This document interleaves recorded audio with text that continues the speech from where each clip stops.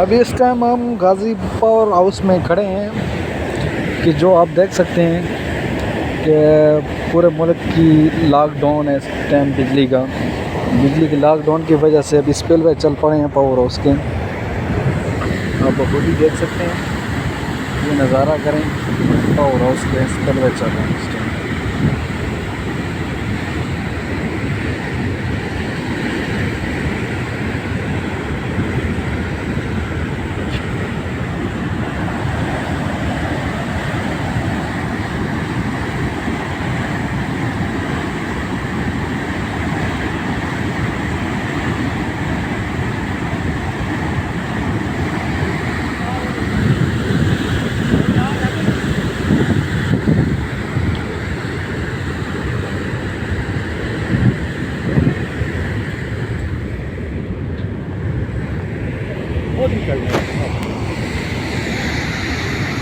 Camera video نہیں چل رہی چاہیے.